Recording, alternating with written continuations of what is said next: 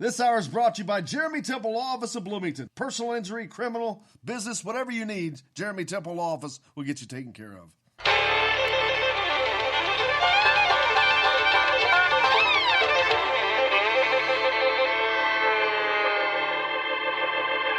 Well, we're coming to your city.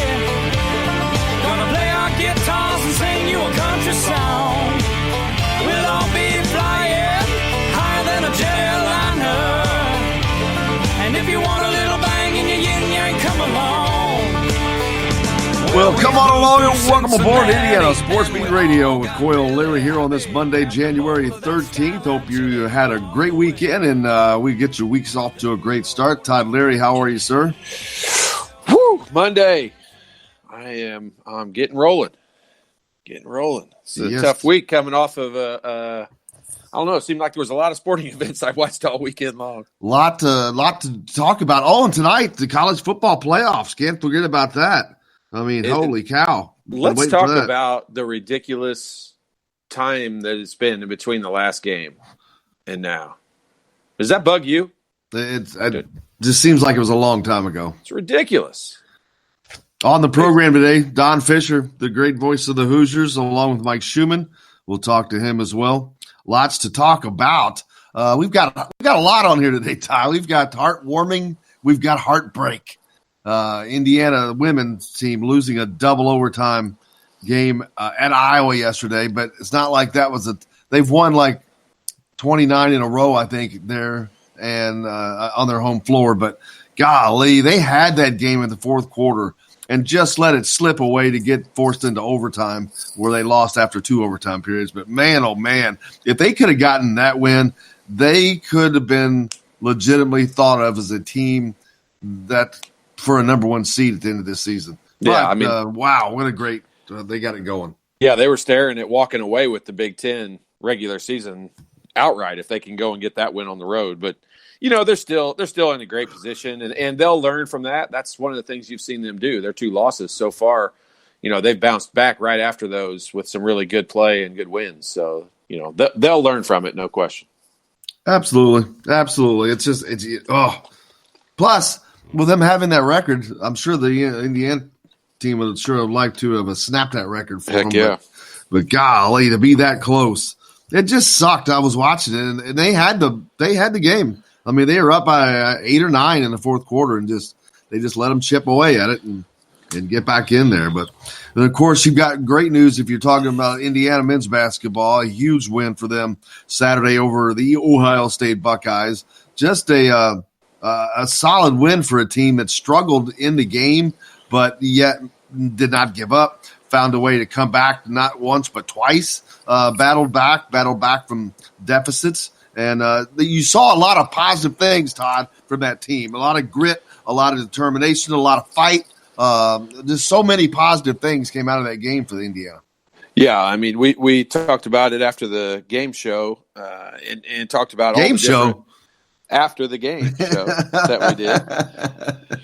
But we talked about it going into the season or after the first couple of games, how we were expecting different players to step up, and that's what made this team pretty dangerous, we thought. And then, you know, they had a bunch of games where I think Trace Jackson Davis was really – he and Joey Brunk were kind of the man, and they were the guy who Indiana was relying on. And then you go back into this game, and finally they had the backcourt step up, and Rob Finney had a really good game. And, Devontae Green ended up with a lot of points and played pretty well overall in his role off the bench. So, you know, this was more of what we were expecting, where different guys could step up. I mean, Trace Jackson Davis, I think that we have realized, and he's an awesome player. I'm not backing down off of how good I think he is, but I think we're realizing now the Big Ten is a different animal, and he still is a freshman.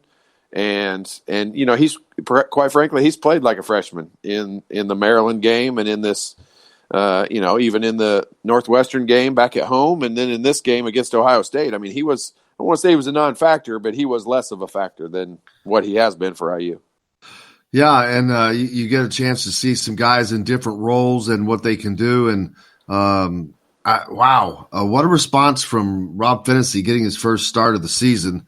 And did he start this team up, not just the first half, but the second half when they really needed it after a long drought? Yeah. I mean, you kind of look at the 3-pointers that he made were awesome. Those were obviously great, getting the game started and getting the crowd into it. But one of the factors, I mean, I didn't even realize this after the game when we did the show, but he had 7 rebounds. He was the leading rebounder on the team also. And I know one of Archie's big factors that he always, when he's talking about this team, one of the things he always likes to keep track of is how many rebounds the backcourt has. And I know their goal is to try to get 12, and they had 15 in this game. So I think that's the first game this year they've actually accomplished that in the backcourt. But you got to give Finney most of that credit with 7 of those rebounds. And he had an all-around good game. I mean, he only had one assist and only had 1 turnover, which you would expect more assists. But as much as he had the ball in his hands and as much as he was scoring,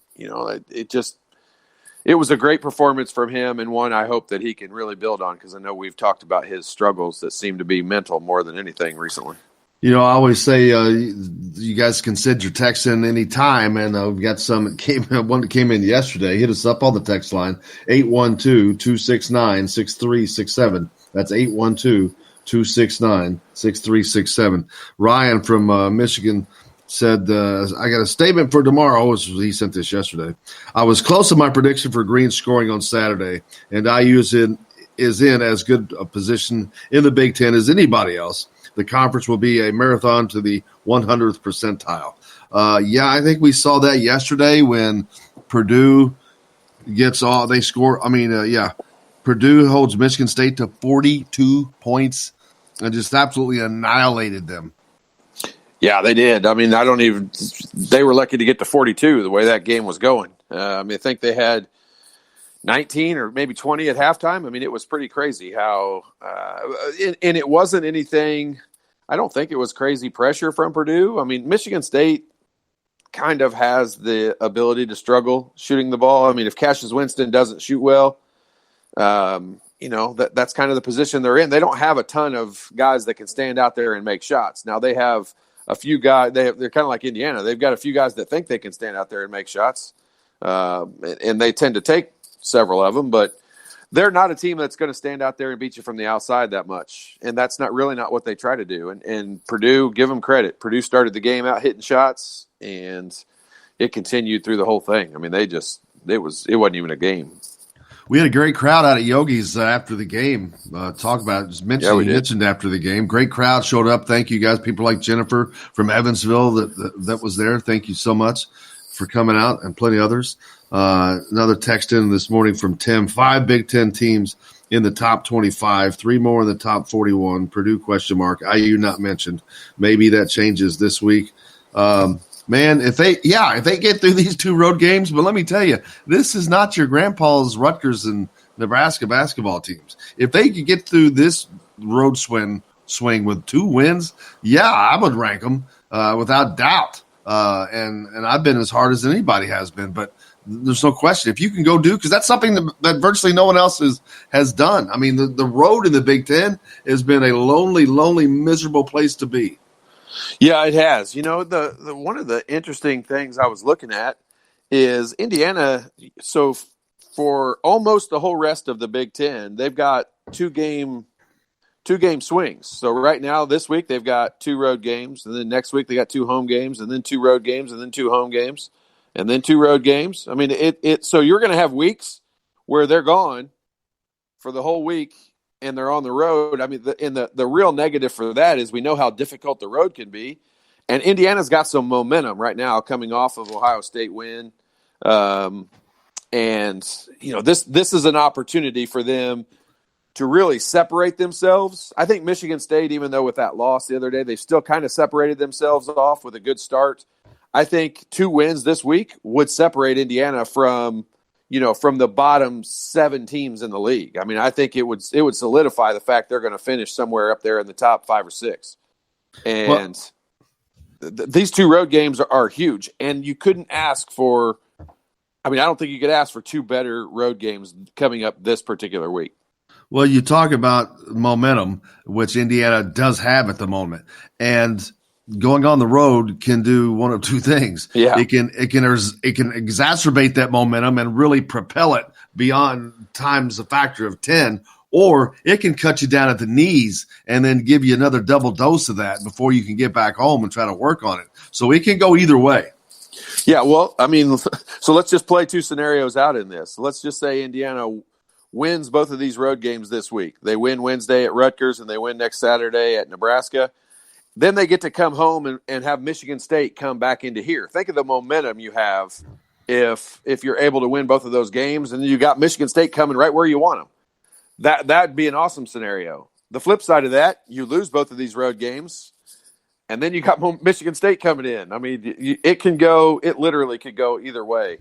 And that's how important these two particular games are. I mean, they could have a gigantic impact on where Indiana ends up, not just in the Big Ten, but where they end up, with a seed in the NCAA tournament or whatever it is. But that two big wins this week would really give them a great situation going into having Michigan State coming to Assembly Hall. Let me read the top 5, 6, 7, 8 teams in the Big Ten in the standings right now. This is Michigan State, Illinois, Wisconsin, Rutgers. Can I just stop there for a second? The top 4 in the Big Ten right now. Let me say that again. Michigan State, Illinois, Wisconsin, Rutgers. Can you imagine that 6 games into the conference season? So we're not talking about like 1 or 2 games, but we're 6 games in to the conference season, and that's your top 4 right there. Why'd you not mention Indiana? They're not – that's where they're tied at 3-2. My bad. So you got – besides Michigan State, you got Illinois, Wisconsin. Then you've got the group of Rutgers, Maryland, Indiana at 3-2. My bad. But even in that group – well, the reason I left Maryland, Indiana out specific is because they're a team that some people expected. Right. From I got you. Just saying Illinois, Rutgers, and Wisconsin. Rutgers? No, not so much. I mean, that's just I hearing those names at the top, you're like, wow. But even Indiana, I mean, for a lot of people, there's a lot of people that have not picked them to do well. That started the season picking them at 10th or whatever, and they were proving them right for a while. Now they're trying to climb up that chain, and they went a long way with that win against Ohio State for a lot of reasons, like I mentioned. First of all, the fight to come back a couple times and to fight through a 10-minute drought without a field goal and still get a win like they did. I was pretty impressed because that's a good basketball team they beat. Yeah, there's no question about that. I mean, this team has the ability to beat anyone. That's what makes them scary. Unfortunately, they've proven they have the ability to lose to anyone as well. Yes. So, I mean, it's a tough situation to look at and think. It's hard to predict. I guess is all I'm really trying to say. I mean, you look at this is a very difficult game they're going to play. I mean, Rutgers is way better than what you'd expect. You look at it on paper, and a person from the Big 12 is going to look at this game and be like, Indiana versus Rutgers. I mean, Indiana should win that game. And if they lose, you're like, oh, they suck. They can't even beat a team like Rutgers. Rutgers is not bad. They're really pretty good. I mean, they've beaten, 2 top 25 teams this year already. Their only losses are, they lost at Pittsburgh, which is a decent game for them. They lost at Michigan State. They lost at Illinois, barely. They are a team. They've already gone on the road and won at Nebraska. They're a team that is good. They've got older players. They've got players that have played for several years, and they've got confidence. I mean, they got a coach that likes the system. They all like each other, and they play hard. That's a tough scenario. I mean, Indiana. It's just I was saying it's just difficult with this Indiana team because you're just really not sure. We've seen too many different personalities out of this team already, and it's hard to get too up and it's hard to get too down on them. Absolutely. Jennifer says, I think, Jennifer from Evansville, I think we will be 1-1 on this next road trip. They need to show up and play with some heart like they did with Ohio State. Absolutely. They do that. Man, they are in as good a position as anyone in the Big Ten. And if they can just kind of take care of business and maybe pick up a surprise here and there, they can really, really help themselves. We got a lot more to talk about in that regard. We got more text in. Got one in from Tim when we get back. But we've got Don Fischer, the voice of the Hoosiers, coming up next here on Indiana Sports Beat with Coyle and Leary. We've got plenty more. Stay tuned. We're back right after this. Through the desert on a horse with no name, it felt good to be out of the rain. In the desert, you can't remember your name. Hello, everybody. Jim Coyle from Indiana Sports Beat. When I'm not covering the Hoosiers, you can find me at Bubba's 33 in Clarksville, located on the northeast corner of I-65 at Veterans Parkway. Bubba's 33 has hand-tossed pizzas, bold burgers, and ice-cold beer from a select list of local craft brewers. An incredible food selection, all made fresh daily. Whether you're meeting the team for that post-win meal in the family dining area or meeting friends for happy hour to watch the game on one of Bubba's 50 TVs. Bubba's 33 in Clarksville. Pizza, burgers, beer. We all want a winning smile for those championship photos, and that's exactly what you will get at Reynolds Family Dentistry in Sellersburg. Reynolds Family Dentistry has been serving the dental needs of Hoosier families for over 30 years. Let Doctors Roger and Jay Reynolds take care of your family. Just off of I-65 at 809 South Indiana Avenue in Sellersburg. Call 812-246-3368. That's Reynolds Family Dentistry, 812-246-3368. I'm Rain Shaddy, and I'm a Hoosier. As a toddler, you could always find me running around in a cream and crimson onesie and a red IU hat reminiscent of those worn during the world-famous William Tell timeout, shouting, "Go Hoosiers!" Like many other alum, I chose to make Bloomington my home. As a civic and alumni leader, I have become very knowledgeable about our community and would love to share my insights with you as your realtor. Find me on Facebook or call or text me, Ryan Shaddy, with FC Tucker Bloomington Realtors at 765-623-9093. Now that warm weather has arrived, it's time to hit the links, and there's no better place than the Golf Club at Eagle Point in Bloomington. Voted best golf course by the readers of the Bloomington Herald-Times, the Golf Club at Eagle Point is under new ownership, has new fairways and bunkers, and it's open to the public. When the round's over, there's cold beer and a full menu at the Eagle Point Pub and Bistro. Call 812-824-1100 to make a tee time. That's 812-824-1100. The Golf Club at Eagle Point in Bloomington. This is AJ Moye. This is Dan Dockett. Hey, this is Michael Lord, former Indiana basketball player. This is Indiana football coach Tom Allen. This is Jim Coyle with the Indiana Sports Beat. You can always like and follow us on Facebook. Always follow the show rebroadcast on iTunes, Google Play, iHeartRadio, Spotify. TheDailyHoosier.com is a great place to sign up for each and every day. Or, of course, on 97.7 The Ref in Evansville. Bad theater seats, cheap Halloween masks, my apartment, all things with obstructed views. Add to these large trucks and buses. 18-wheelers and large buses have big blind spots, and like my apartment, they don't always have the best view. Bus and truck drivers deal with blind spots around the entire vehicle. Always take care not to ride alongside or too close behind them. Our roads, our safety. Learn more at sharetheroadsafely.gov. Hey, this is Jordan Halls, former Indiana Hoosier. Keep up with Indiana sports on Indiana Sports Beat.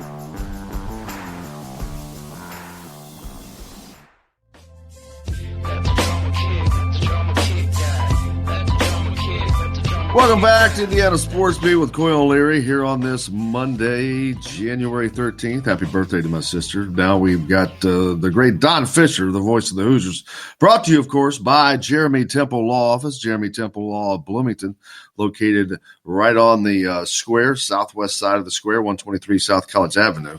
But he'll get you taken care of, personal injury, criminal, business law, whatever you need. 812-336-7229. That's 812-336-7229. And now, and the great Don Fischer, the voice of the Hoosiers, with us now. Don, how are you, sir? I'm doing well. How about you, Jim? I cannot complain. I hope your weekend went well, getting that time of year when people need a little recharging after all the holidays.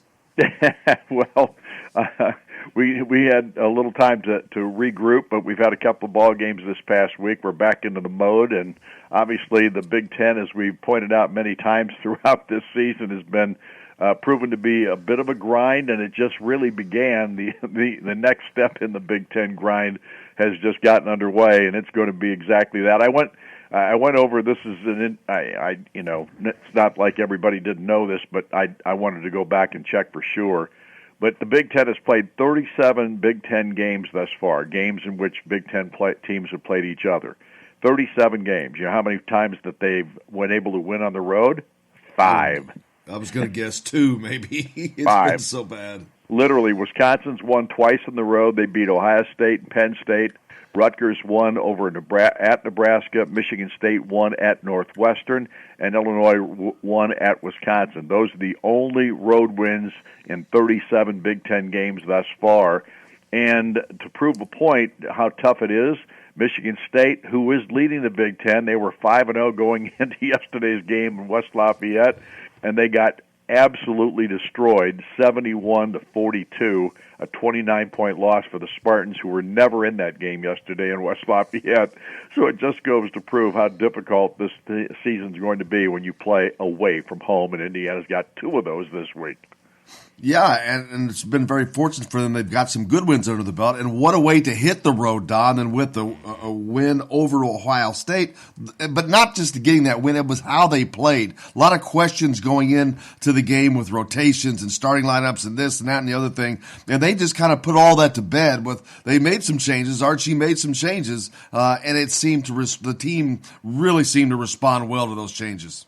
Well, the changes started in the Northwestern game. Obviously, Indiana played very poorly in that contest, a very poor showing in the sense of their ability to do the things that the coaching staff has asked them to do. And Devontae Green, who is a captain on this team and a 4-year player for Indiana, a guy who you would think at this juncture of his career would have figured out exactly what it takes to stay on the floor. And in this game against Northwestern, he got sat down for the last 10 minutes or so of the contest and never got back in, and it was a group led by Rob Finney that ended up playing the big major minutes at the end of that contest that actually pulled the game out, that it looked like Indiana was going to lose against a lesser team, probably the least not the least team in the Big Ten, but certainly the team that looks like they have the least ability to get to do much in the way of winning away from home. And Northwestern gave Indiana all Indiana could handle in this contest. And honestly, Indiana was very fortunate to win the game. But that group at the end did a nice job. Archie decided to make a change in the starting lineup on Saturday against Ohio State. Devontae Green, again, did not start this ball game. And it was Rob Finney who got the start for the first time this year. And everybody knows that Rob, had he been healthy, would have probably been starting from the very outset of the season, but he has not been healthy. He's had all kinds of injury issues and health issues in the sense of being sick. He's had to fight some bronchial things, I think. He's also had to fight with the flu a couple of times.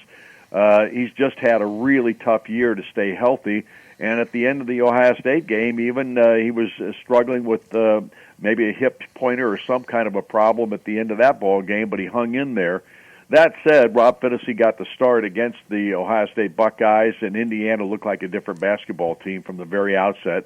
And he set the tone, knocking down 3 threes in the very first 5 minutes of that ball game. So that was the difference. And then, of course, Devontae came on board, and Archie gave him a shot to play out there the way Indiana wants him to play. And he played that way, and he played one of his best games of the season. From a scoring standpoint, it was his second-best performance, and just from an overall perspective, both defense and offense, I thought it was maybe his best game of the year. So, and Devontae can be such a measurable difference maker in ball games if he plays the way he's asked to play. And that right now is the hope for this Indiana basketball team.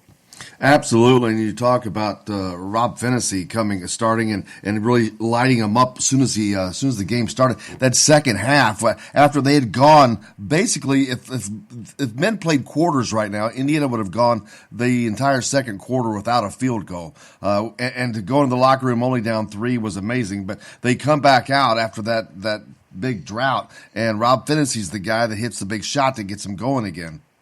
Well, you're right, and that drought at the end of the first half, I mean, literally they had, one field goal, I think, in the last, maybe not even a field goal in the last 10 minutes of the first half. I mean, it was just ridiculous how badly Indiana was trying to make baskets, and weren't able to do so. It's been a frustrating thing for this team. They really struggle sometimes offensively to make shots. Nobody was getting even the shots at the rim. I mean, Trace Jackson-Davis didn't have his normal game. Justin Smith was having an unbelievably difficult time making that little shot that he tries to put up a little jump hook in the lane.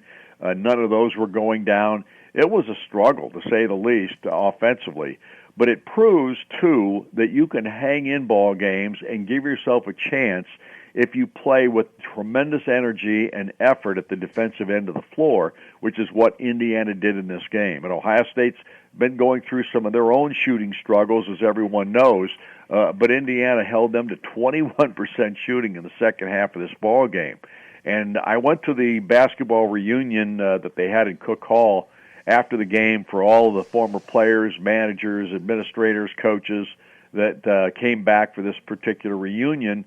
And it wasn't a long thing. It was more of a social occasion and all that kind of thing. And I got back in there a little bit late, but everybody was still there. And I can't tell you how many people came up to me after that. Not a single one of them came up to me and didn't mention the energy level with which the team played with in this ball game and how hard they played throughout the contest. That was what impressed them the most. That team needs to hear that story, because there wasn't anybody that's from, all these guys are either former players or former managers, people that have been around the game for a long time, and that was the single comment that every single person that came up to me after that game said, I love the way this team played so hard and with so much energy today. And that can't be something that's an anomaly. It's got to be the norm if you're going to be successful. Absolutely, and they seem to be heading in that direction. And you talk about the energy that the team played with, and I think it started with the crowd. That was a great crowd on the Saturday at Simon Scott Assembly Hall. They came with a lot of energy, and it really seemed to feed back and forth. Well, there's no question the crowd makes a difference, and of course you don't have a crowd when you go on the road, but nevertheless, the crowd did make a difference on Saturday, and it wasn't the regular crowd. The students were still gone. They don't go back to class until tomorrow, or today, I guess I should say, is when they're going to be back in classes. But they weren't there. The students weren't there.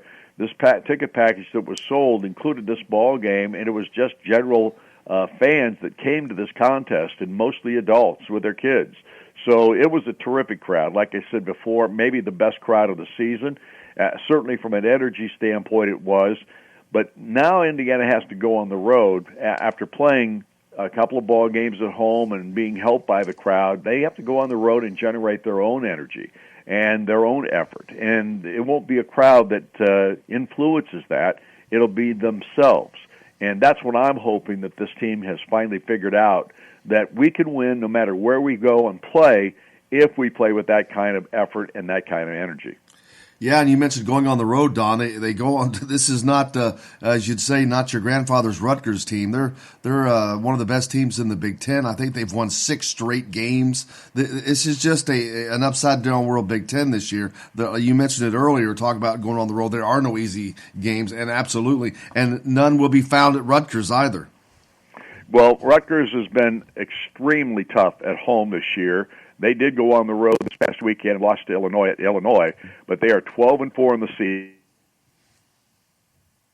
season. They have the same Big Ten record as Indiana. They're 3-2, and they have had the best year under Steve Peichel since he's been there. I think this is his 4th season now. He's rebuilt that program. Indiana got beat by this Rutgers team in Piscataway last year, if you remember. This is going to be an extremely difficult challenge for this Indiana basketball team. The RAC is not a great place to play. It's not as big as most Big Ten arenas. I think they only hold maybe somewhere around the 9,000 neighborhood, maybe 10,000 at the most. But it is very loud. It's gotten very loud, especially since they've started to play well under Steve Peichel. And it's no longer an easy place to play, number one. Number two, they're playing terrific basketball. They did lose Geo Baker. I don't know if he'll be back for this ball game or not. He's one of their key performers as freshman and sophomore seasons have emerged. He's a terrific player. And he may not be there, but they won without him on a couple of occasions since he's been hurt. I think he's got a hand injury of some kind. Whatever the case, I don't know whether he'll play or not, but it doesn't matter. Indiana struggled with them last year. Ron Harper, who is a sophomore in this basketball team, has been tremendous for them. And they're going to have to overcome a lot when they play at Rutgers on Wednesday night of this week. And then they take out a Nebraska team that gave Indiana all they could handle in the Big Ten matchup back in December, in which Indiana was able to win, I think, a shootout 96-90, something like that, at home. And Nebraska's guards played so well in that contest, it's going to be a real challenge to beat them in Cornhusker land out in Lincoln, Nebraska later this week. Absolutely, and we're looking forward to it, Don, and I can't thank you enough for joining us like you do each week. We appreciate you so much. Well, thanks for having me, Jim. Obviously, this is an interesting basketball season. Everybody that plays in this league knows how much of a grind this is as far as trying to find wins. And nobody knows that better than Michigan State now after their performance yesterday at West Lafayette, in which they got beat by 29. The Boilermakers, who have had their own problems this year, finding ways to win ball games, picked up a huge victory yesterday over Michigan State. Oh, yeah, we didn't have technical problems in the beginning, and I ran us short on time, but those two games, Minnesota beating Michigan as well. So right. The Big Ten is just a crazy place to be. Yep, it's really, really going to be tough. There's no question about it, and winning on the road is going to be the biggest challenge for all of these ball clubs this year. And Indiana, like I said before, they've got 2 road games this week, both very important, both games that Indiana can win if they play up to their capability, but that's what it's going to take if they're going to come out victorious. Absolutely. The great Don Fischer, thank you, sir. We appreciate you. Hope you have a great rest of your week. Thanks, Jim. Appreciate it. See ya. You betcha. There's the great Don Fischer, the voice of the Indiana Hoosiers, brought to you, of course, by Jeremy Temple Law Office of Bloomington, located at 123 South College Avenue, right on the square. It's West Kirkwood there on the southwest side of the square. Jeremy Temple Law Office. Take care of whatever you need, personal injury, criminal, or business law. Jeremy Temple here in Bloomington will get you taken care of. We've got a lot more coming up here on Indiana Sports Beat with Coyle and Leary. We're back with all that and more right after this. See, we ain't got no hide except for that one. With the yellowy eyes, the ice age is coming, the sun's zooming in. Hello, everybody. Jim Coyle from Indiana Sports Beat. When I'm not covering the Hoosiers, you can find me at Bubba's 33 in Clarksville, located on the northeast corner of I-65 at Veterans Parkway. Bubba's 33 has hand-tossed pizzas, bold burgers, and ice-cold beer from a select list of local craft brewers. An incredible food selection, all made fresh daily. Whether you're meeting the team for that post-win meal in the family dining area or meeting friends for happy hour to watch the game on one of Bubba's 50 TVs, Bubba's 33 in Clarksville. Pizza, burgers, beer. We all want a winning smile for those championship photos, and that's exactly what you will get at Reynolds Family Dentistry in Sellersburg. Reynolds Family Dentistry has been serving the dental needs of Hoosier families for over 30 years. Let Doctors Roger and Jay Reynolds take care of your family. Just off of I-65 at 809 South Indiana Avenue in Sellersburg. Call 812-246-3368. That's Reynolds Family Dentistry, 812-246-3368. I'm Rain Shaddy, and I'm a Hoosier. As a toddler, you could always find me running around in a cream and crimson onesie and a red IU hat reminiscent of those worn during the world-famous William Tell timeout, shouting, "Go Hoosiers!" Like many other alum, I chose to make Bloomington my home. As a civic and alumni leader, I have become very knowledgeable about our community and would love to share my insights with you as your realtor. Find me on Facebook or call or text me, Ryan Shaddy, with FC Tucker Bloomington Realtors at 765-623-9093. Now that warm weather has arrived, it's time to hit the links, and there's no better place than the Golf Club at Eagle Point in Bloomington. Voted best golf course by the readers of the Bloomington Herald-Times, the Golf Club at Eagle Point is under new ownership, has new fairways and bunkers, and it's open to the public. When the round's over, there's cold beer and a full menu at the Eagle Point Pub and Bistro. Call 812-824-1100 to make a tee time. That's 812-824-1100. The Golf Club at Eagle Point in Bloomington. This is A.J. Moyer. This is Dan Dockett. Hey, this is Michael Lewis, former Indiana basketball player. This is Indiana football coach Tom Allen. This is Jim Coyle with the Indiana Sports Beat. You can always like and follow us on Facebook. Always follow the show rebroadcast on iTunes, Google Play, iHeartRadio, Spotify. TheDailyHoosier.com is a great place to sign up for each and every day, or, of course, on 97.7 The Ref in Evansville. Bad theater seats, cheap Halloween masks, my apartment, all things with obstructed views. Add to these large trucks and buses. 18-wheelers and large buses have big blind spots, and like my apartment, they don't always have the best view. Bus and truck drivers deal with blind spots around the entire vehicle. Always take care not to ride alongside or too close behind them. Our roads, our safety. Learn more at sharetheroadsafely.gov. This is former Indiana basketball player Brian Evans, and you're listening to Indiana Sports Beat with Jim Coyle.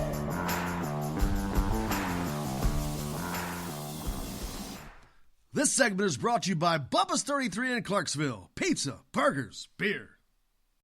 Well, just a great environment. When Simon Scott Assembly Hall is on fire, it's just really hard to put weight on that. Our guys gave them something to cheer about, though, today. They played hard, played very together, played against, obviously, not only a well-coached team, but an excellent team that has a chance to, obviously we think has all the pieces of a deep run in March, and those guys are going to find their way back. This league is just too impossible to go through and not have some ups and downs. But for our guys, I thought we got our head out of the mud after Wednesday.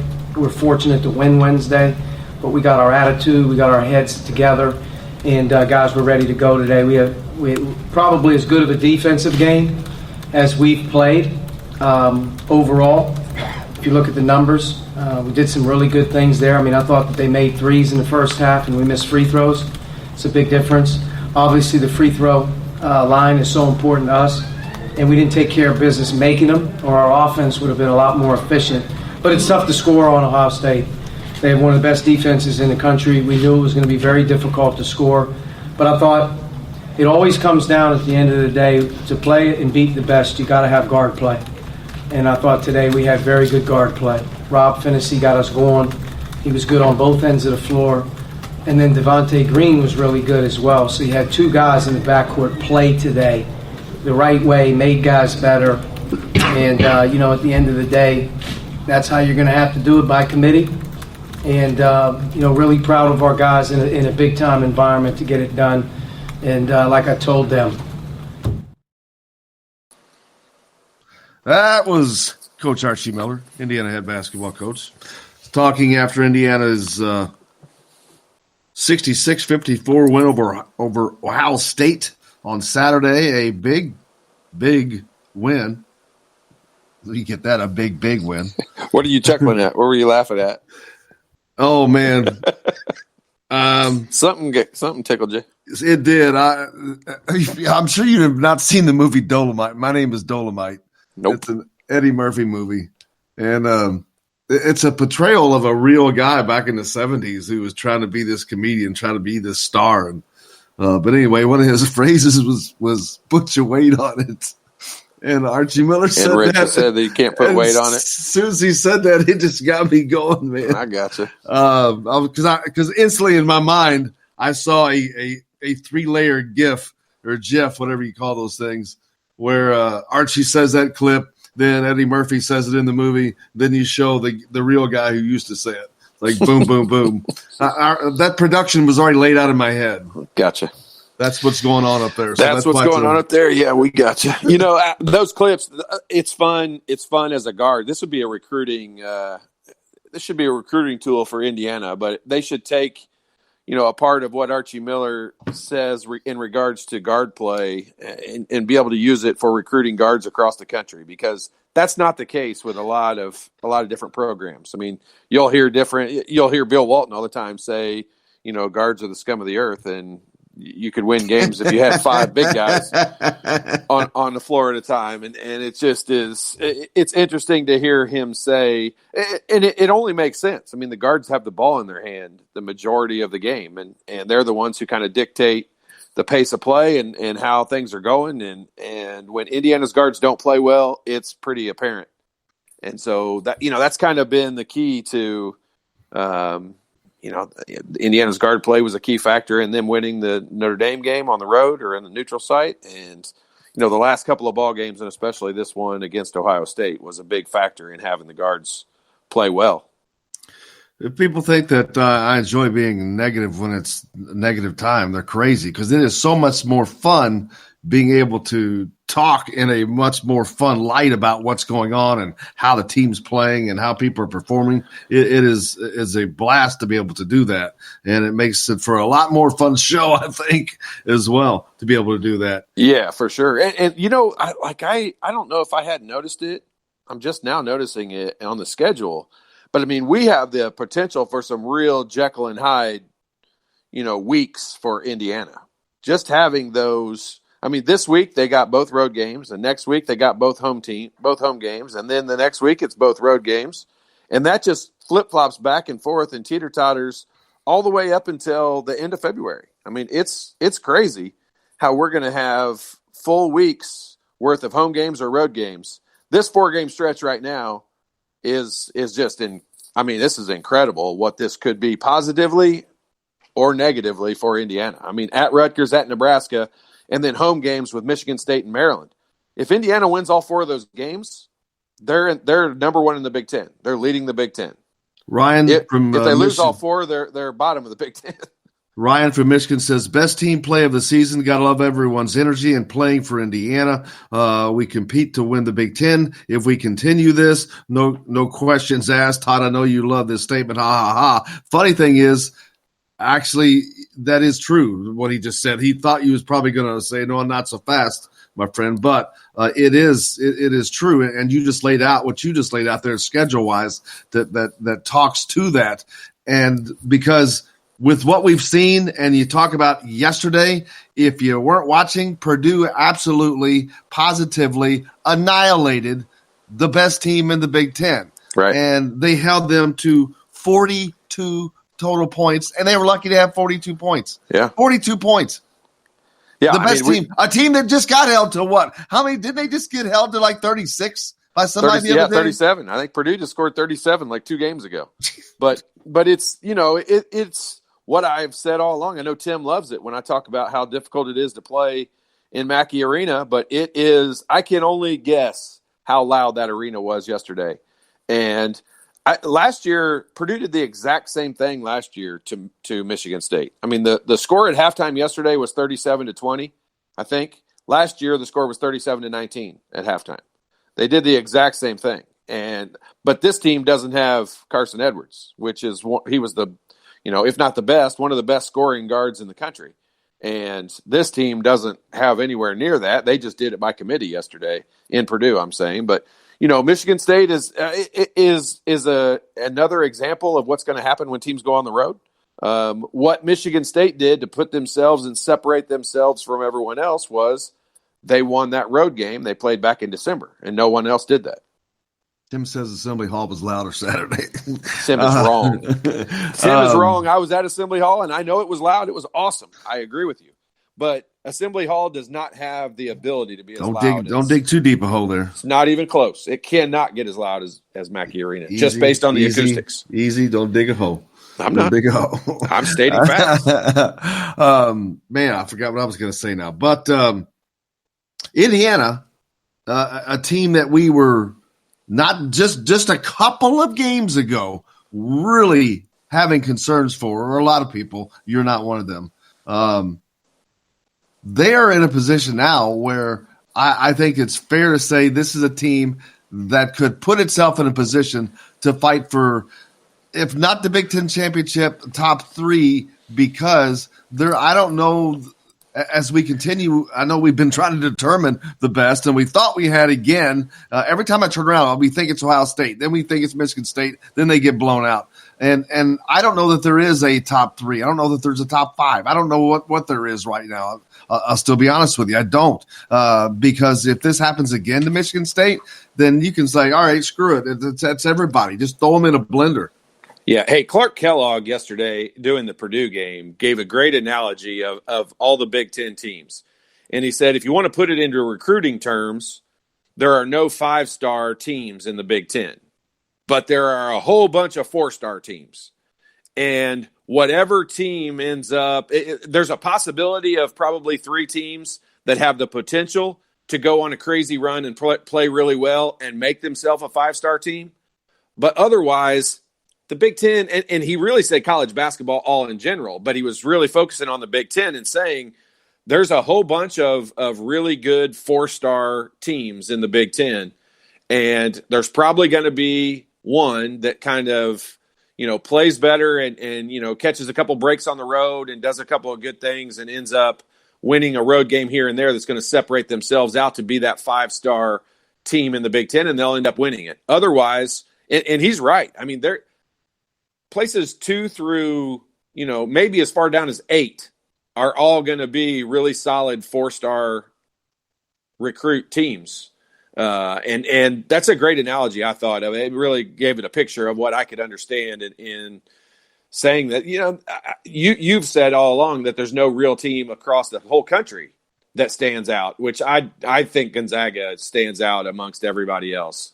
I've not even seen Duke play, but I just know based on the talent that Duke has and how many freshmen they rely on, I don't think that they're in that category, but I think Gonzaga is by far the best team in the country.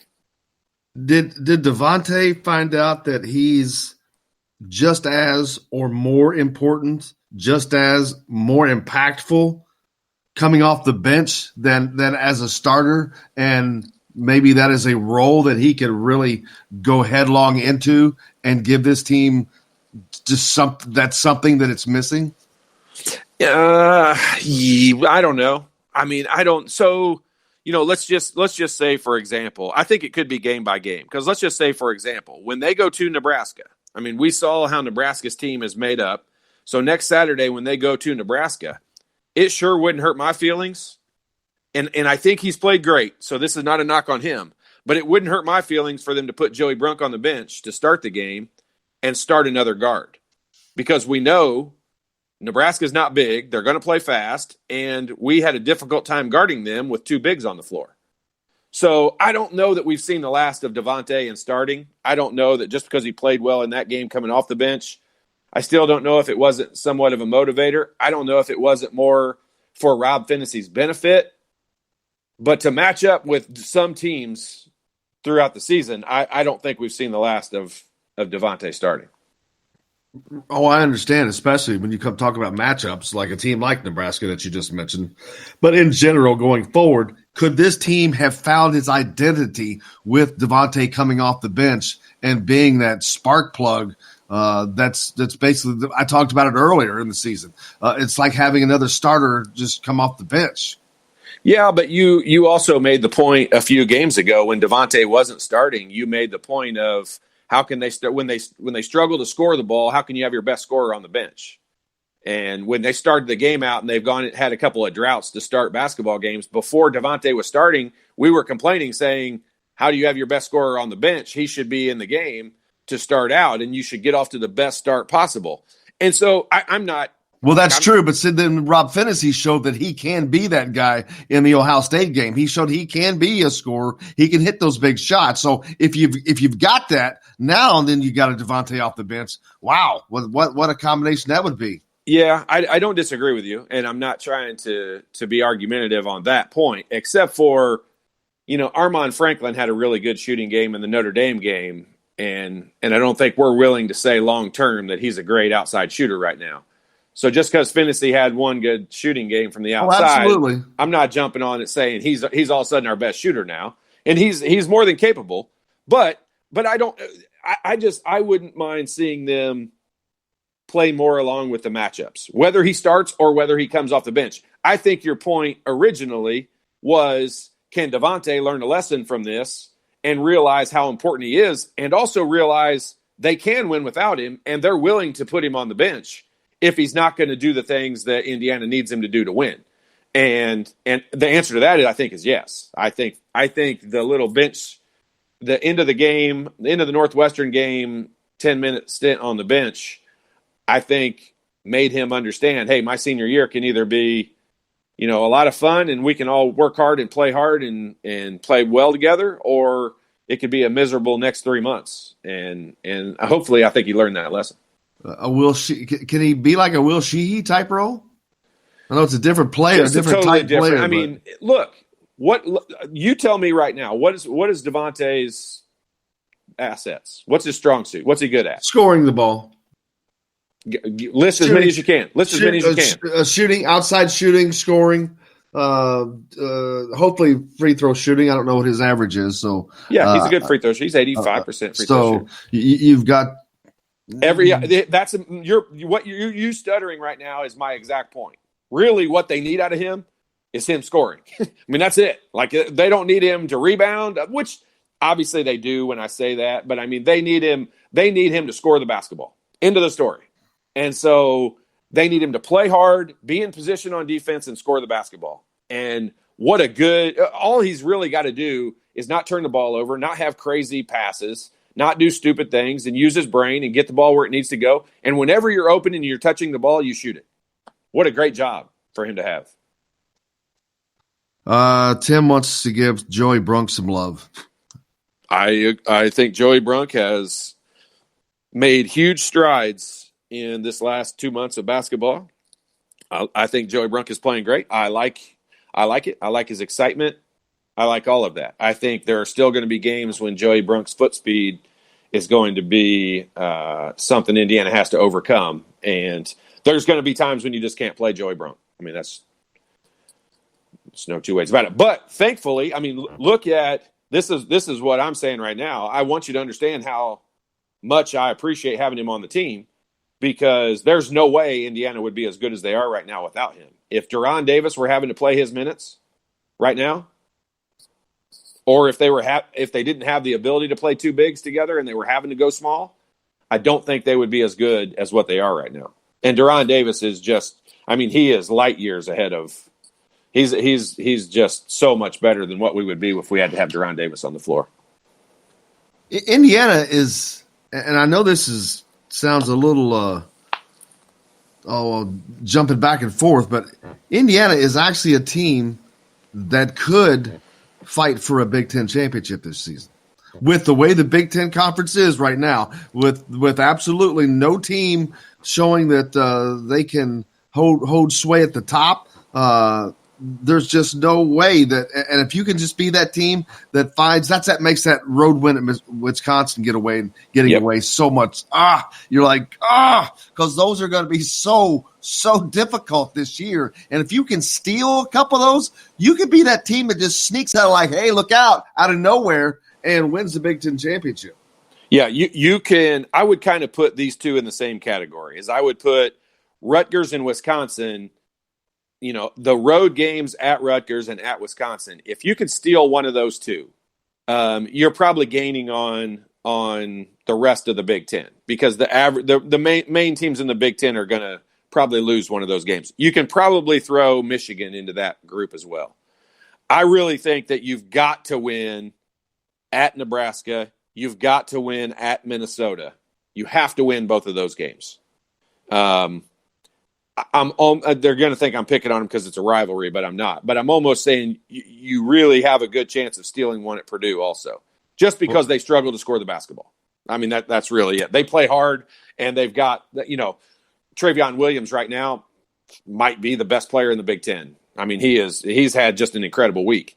But, that Wisconsin game was one that got away. Wisconsin wasn't playing well at the time. Indiana kind of was their elixir and got them going.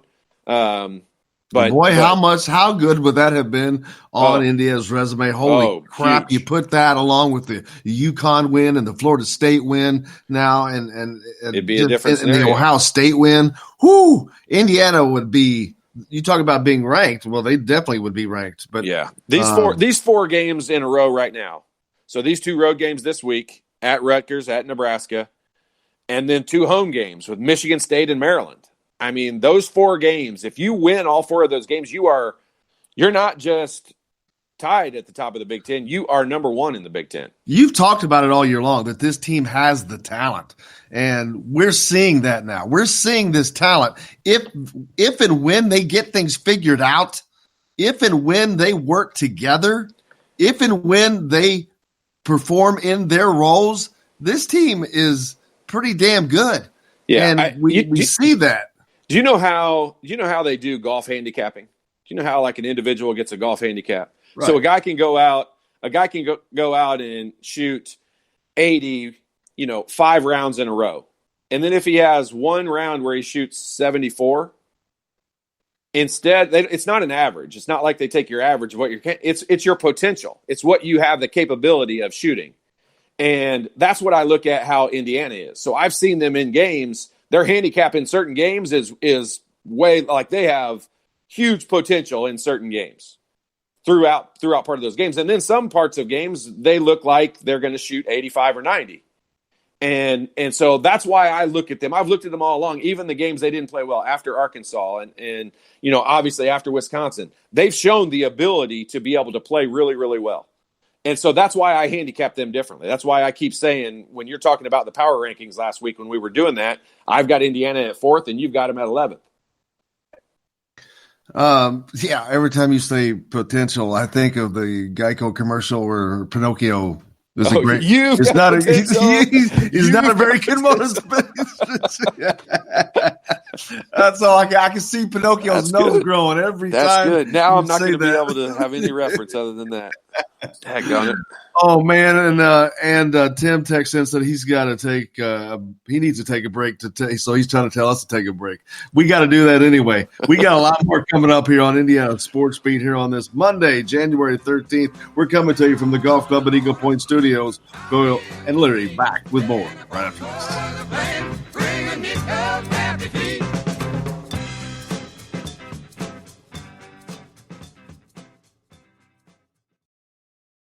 Hello, everybody. Jim Coyle from Indiana Sports Beat. When I'm not covering the Hoosiers, you can find me at Bubba's 33 in Clarksville, located on the northeast corner of I-65 at Veterans Parkway. Bubba's 33 has hand-tossed pizzas, bold burgers, and ice-cold beer from a select list of local craft brewers. An incredible food selection, all made fresh daily. Whether you're meeting the team for that post-win meal in the family dining area or meeting friends for happy hour to watch the game on one of Bubba's 50 TVs, Bubba's 33 in Clarksville. Pizza, burgers, beer. We all want a winning smile for those championship photos, and that's exactly what you will get at Reynolds Family Dentistry in Sellersburg. Reynolds Family Dentistry has been serving the dental needs of Hoosier families for over 30 years. Let Doctors Roger and Jay Reynolds take care of your family. Just off of I-65 at 809 South Indiana Avenue in Sellersburg. Call 812-246-3368. That's Reynolds Family Dentistry, 812-246-3368.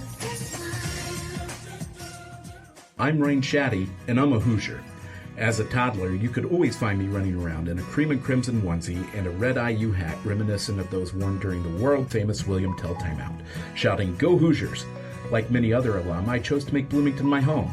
As a civic and alumni leader, I have become very knowledgeable about our community and would love to share my insights with you as your realtor. Find me on Facebook or call or text me, Ryan Shaddy, with FC Tucker Bloomington Realtors at 765-623-9093. Now that warm weather has arrived, it's time to hit the links, and there's no better place than the Golf Club at Eagle Point in Bloomington. Voted best golf course by the readers of the Bloomington Herald-Times, the Golf Club at Eagle Point is under new ownership, has new fairways and bunkers, and it's open to the public. When the round's over, there's cold beer and a full menu at the Eagle Point Pub and Bistro. Call 812-824-1100 to make it tee time. That's 812-824-1100. The Golf Club at Eagle Point in Bloomington. This is AJ Moye. This is Dan Dawkins. Hey, this is Michael Lord, former Indiana basketball player. This is Indiana football coach Tom Allen. This is Jim Coyle with the Indiana Sports Beat. You can always like and follow us on Facebook. Always follow the show rebroadcast on iTunes, Google Play, iHeartRadio, Spotify. TheDailyHoosier.com is a great place to sign up for each and every day. Or, of course, on 97.7 The Ref in Evansville. Bad theater seats, cheap Halloween masks, my apartment, all things with obstructed views. Add to these large trucks and buses. 18-wheelers and large buses have big blind spots, and like my apartment, they don't always have the best view. Bus and truck drivers deal with blind spots around the entire vehicle. Always take care not to ride alongside or too close behind them. Our roads, our safety. Learn more at sharetheroadsafely.gov. You're on the line with Jamal Meeks, former Indiana Hoosier, number 23, 1992. And I'm on the beat with Jim Coyle.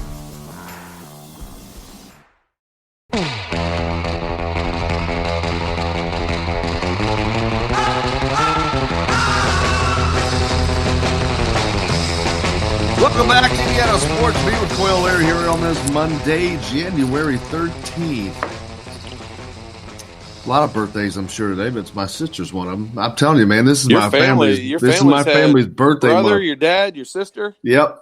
Got them all out of the way. Man, that's what April is for me. Well, that's my mother's birthday month. Is it? April, yep. So, boom, you got that. Got that there. And just always remember, you've got potential. You've got potential. You've got potential. You see, you'll never get that out of your head. I the will rest not. Of the day. I will not. You have ruined it for me. I love that commercial, too. It's hilarious. Oh, my gosh, it is. That, along with your other favorite, Mr. Celery, Mr. Dennis Celery. Dennis Celery. Fell off a boat. What was his name originally? Phil. Phil's take a lot of now. trips to the islands, Phil. Oh, Phil's dead now. Phil's legally dead now. Fell off a boat. Yep, you can tell I watch too much basketball on TV because that is basketball and football. Those commercials just repeat themselves over and over. Oh man, goodness gracious! Indiana in a good position right now. I was talking before the break. Indiana, I can't believe I'm saying this, but they're in a position to fight for the Big Ten championship, man. You can't get that picture of Archie Miller standing in front of them talking. Well, there's Tell them that. they've got potential, can you? There's that. They do. I mean, I'm telling you, this 4-game stretch is, it's so crazy. It could put, like, I think this is the case. Indiana could go from being unranked this week to, if in the next 2 weeks they win all 4 games. Now that's got to be at Rutgers, at Nebraska, and then at home you got to beat Michigan State and Maryland. So you're talking about 3 of the top 5 teams in the Big Ten. You got to beat them. But if they do, not only will they be ranked, they'll probably be ranked around 12th in the nation, and they'll be leading the Big Ten.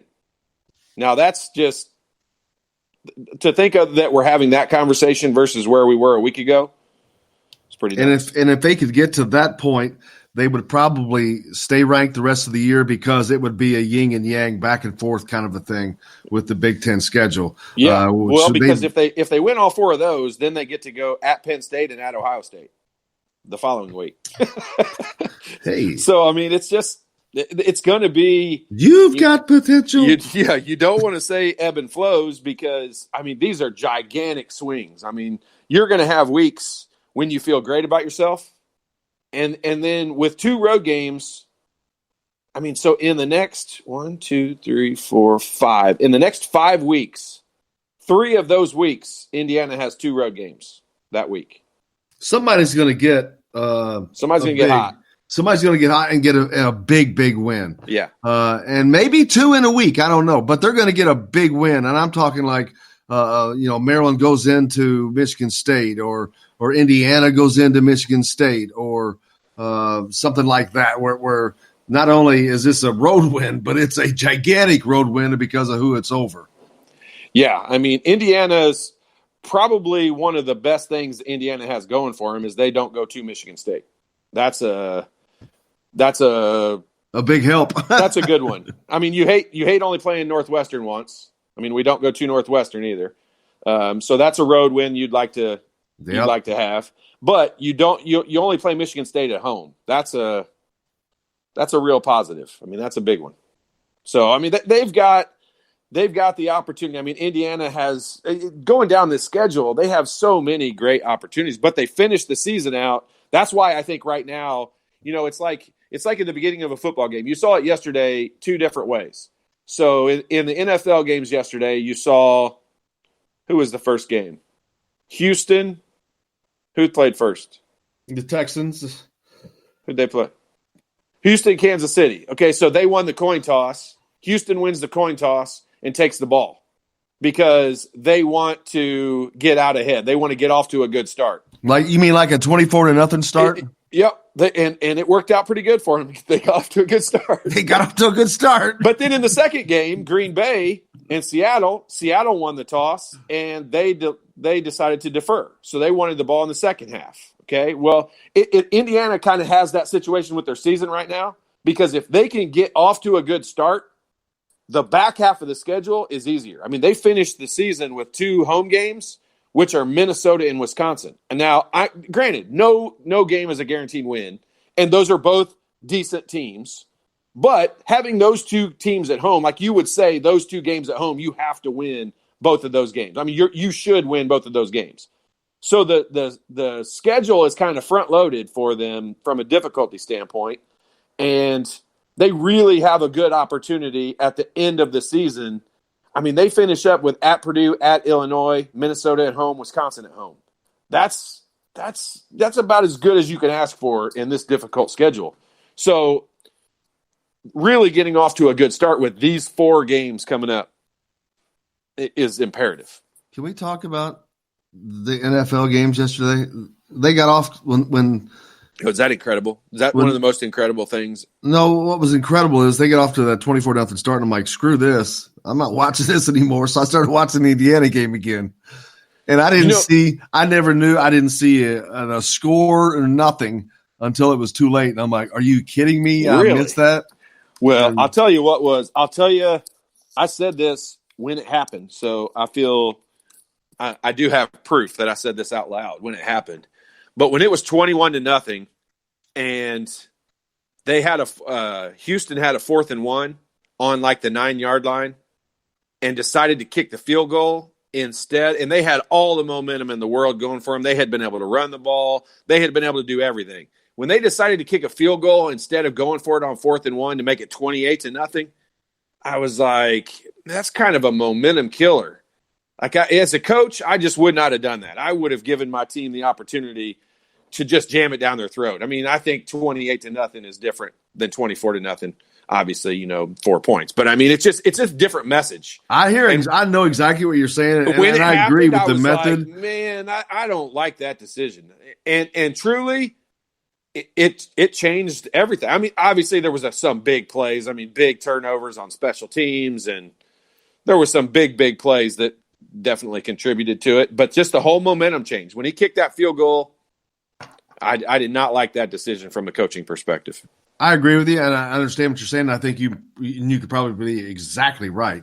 But my man Mahomes, I don't know that it matters. And now, what kind of confidence does this dude have now going forward? It doesn't matter what the score is, what the clock situation probably is. He's just going to think they're going to win every time. And that kind of confidence in a quarterback at that level, that does some serious damage. As what, like a 24-year-old? I mean, the guy's got that many more years. I mean, you talk about the NFL and quarterbacks and what good hands it's in going forward. I mean, Lamar Jackson at 22 years old and that guy at 24 or 5, whatever he is. I mean, he's got, this is I hate when people are given credit for having the it factor when you're not really sure they have it. They just have a bunch of really good physical skills. Patrick Mahomes has the it factor. There's no doubt about it. He makes the crazy play. I think he even surprises himself at how good a plays he makes sometimes. And I think Deshaun Watson, I mean, I'll probably get lambasted for saying this, but I think he's one of the most overrated. He gets more credit for being so good.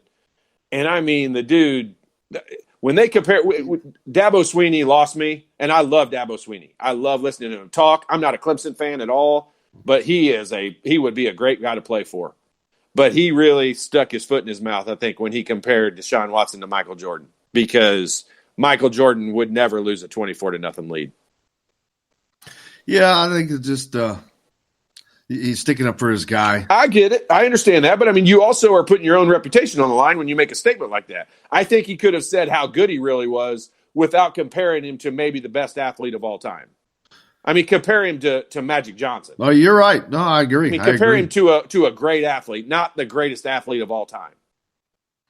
Tim texted in, reminded Tevin Coleman ran for 105 yards on 22 carries, helping the 49ers to their win. That's a nice workload in a playoff game, 100 yards. Yeah, it's not easy to do, and he is. You talk about getting put into the right position in the right system. I mean, that trade from Atlanta to there. Can we talk about him in college? Do you remember watching him play? Yeah. Oh my gosh! I mean, it was like a time bomb Every time he touched the ball, you never knew when this bomb was going to explode. He would and hit it didn't matter how far away you were. It's like, bam. He's like, oh, there he goes. He's going for 70. It was crazy. It was. He hit the hole harder than anybody I can remember in a long time. He was like Anthony Thompson when it came to that. And it makes me so mad that he did not get an invite to New York for the Heisman Trophy ceremony. It was not in the top 5, which was crap. They had 2 guys from the Oklahoma team that year on there. But I'm like, dude, he rushed for over 2,000 yards in the Big Ten against Big Ten competition, and that's not worthy? Are you kidding me? It just cracks me up because he did it against the most difficult of circumstances on an Indiana team against Michigan, against Ohio State, against Iowa, against all those teams. And that's only happened like 18 times in the history of college football. But I think he got shafted. It's pretty crazy, and he's proving that though. That's the good part from his perspective is absolutely. I mean, he was even good. They just had too many running backs when he was with the Falcons. I mean, they got rid of him, and I think I don't know if they're second guessing it, but I'm surely they're sitting there thinking it might not have been the greatest move ever. Yeah, because I don't remember in 100-yard games for him with the Falcons. He just wasn't getting the opportunities. You're right. Yeah, they had 2 running backs. He was the second running back. I mean, how's that possible? Absolutely. Too many cooks in the kitchen. Yep. Too many cooks in the kitchens. Hey, we got a lot more coming up here on Indiana Sports Beat with Coyle O'Leary. Mike Schumann from the Daily Hoosier. He's going to join us next. Stay tuned. We're back with all that and much, much more from the Golf Club at Eagle Point Studios right after this.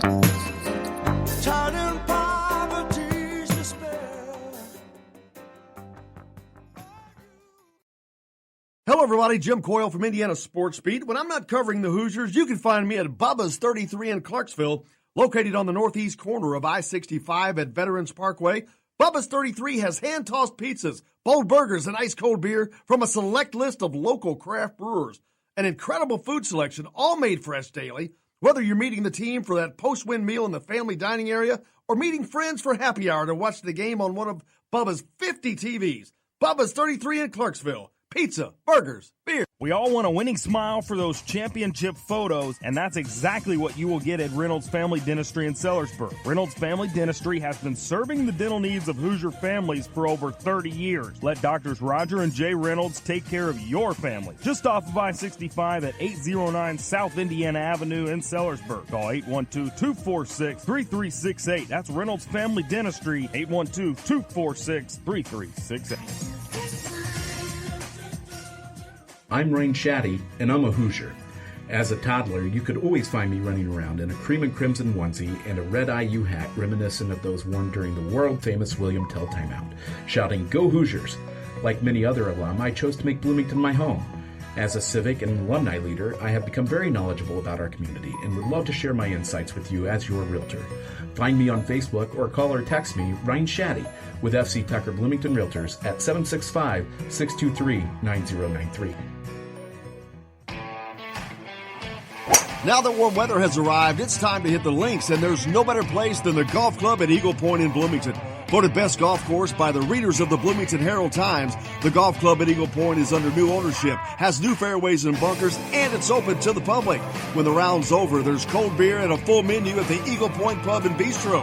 Call 812-824-1100 to make a tee time. That's 812-824-1100. The Golf Club at Eagle Point in Bloomington. This is AJ Moye. This is Dan Dawkins. Hey, this is Michael Lewis, former Indiana basketball player. This is Indiana football coach Tom Allen. This is Jim Coyle with the Indiana Sports Beat. You can always like and follow us on Facebook. Always follow the show rebroadcast on iTunes, Google Play, iHeartRadio, Spotify. TheDailyHoosier.com is a great place to sign up for each and every day. Or, of course, on 97.7 The Ref in Evansville. Bad theater seats, cheap Halloween masks, my apartment, all things with obstructed views. Add to these large trucks and buses. 18-wheelers and large buses have big blind spots, and like my apartment, they don't always have the best view. Bus and truck drivers deal with blind spots around the entire vehicle. Always take care not to ride alongside or too close behind them. Our roads, our safety. Learn more at sharetheroadsafely.gov. Hey, this is Jordan Halls, former Indiana Hoosier. Keep up with Indiana sports on Indiana Sports Beat.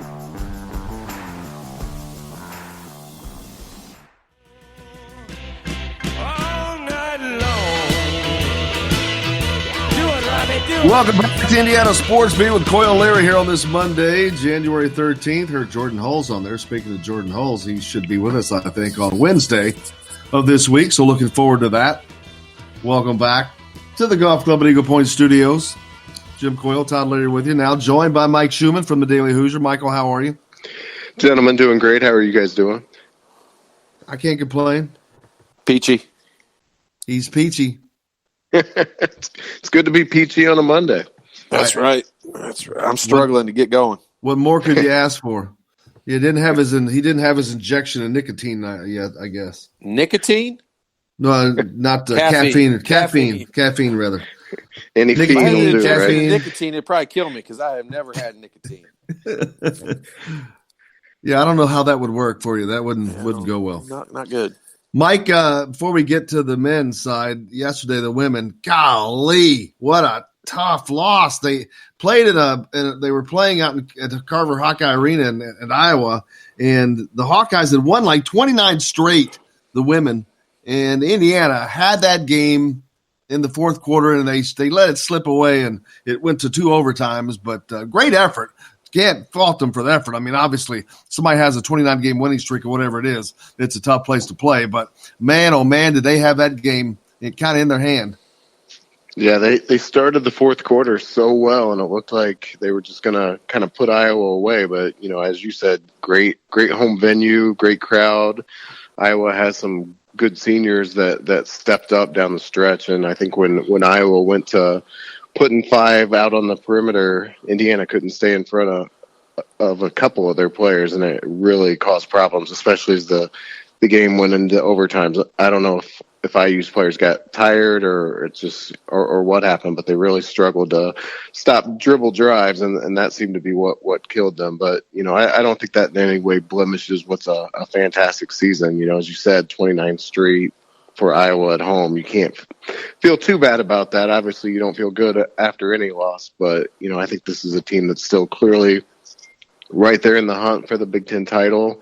I think that the team that had us thinking that maybe they were going to be the toughest competition, Maryland, has struggled out of the gate. So I think Indiana's in a good spot. They just can't let one loss turn into 2 or 3. Absolutely. And speaking of Big Ten titles, I just so Todd, as I've tried to tell him all year, he just wouldn't listen. Indiana is – no, I'm just kidding. Indiana played like they are positioning themselves to try to contend for a Big Ten title with the way they played against Ohio State this past Saturday. Yeah, I don't know if I'm ready to listen to that either, but for a one-game effort, I don't know what you guys thought. I thought it was just the most complete effort from a intensity standpoint, from not letting yourself get steamrolled when the other guys go on a run. I just think something I don't know if something can happen that quick, but from the second half against Northwestern being down 10 to Saturday, something changed, and now the question is, can they sustain it on the road at 2 places where I don't think you'd go in necessarily thinking Indiana should win. Historically, you would think that, but at the same time, if you're going to win on the road in the Big Ten, these are the places you got to do it. So it's really going to test whether or not they found something on Saturday. Todd? Yeah, I mean, here's been my take on this team, and here's why I have so much optimism, because I think this can travel on the road, because they didn't do anything, especially on the offensive end of the floor. They didn't do anything that isn't repeatable. The main difference between them from just when you said it wasn't just the Ohio State game, it was from the time they were down 10 to when they, all the way through winning that ball game against Northwestern, and then the whole, most of the 40 minutes against Ohio State, most of it was effort and playing hard and scrapping and getting loose balls, and it was that stuff. It was the stuff that is repeatable. And if you can get them to understand, hey guys, look, if we can match, if we can play well and occasionally knock down some shots, and what I mean by they didn't do anything that they can't repeat, I mean, they didn't shoot well from the free throw line. They can easily repeat that performance and improve on it. it's not like they made 15 threes, which is something they're not going to be used to doing. I mean, they made 6. They should be able to make 6 in every ball game. And it's not like they shot like 65% from the field. They just overall outplayed from a hustle standpoint, and that does travel. If you can get the team to understand that and scrap and fight and play hard, and you go into another team's venue and smack them in the mouth right off the bat, and I don't mean by making shots. I mean by playing physical and playing hard and proving to them how difficult it's going to be to score. That's why I say the ceiling for Indiana is so high. And that's why I don't know. I know no one has the answer to, well, yeah, that's what everyone's been asking for. Where was it? How did they get there? Well, if we knew the answer to that, boy, we'd be making $3.5 million a year, I guess. But that's the exact thing that has happened, Mike. Yeah, and I guess here's my follow-up to that, Todd, because, for the last couple of years with Archie's Indiana teams, I just haven't seen really very many players that I would say, whether you want to call them alpha or, just, intense guys that lead on the floor, that, are first to the floor, that kind of stuff. I haven't seen a lot of it. And I guess in your experience as a player, have you seen guys be able to kind of turn into that, or are you kind of are who you are at some point? That's a great point. I think it's two different.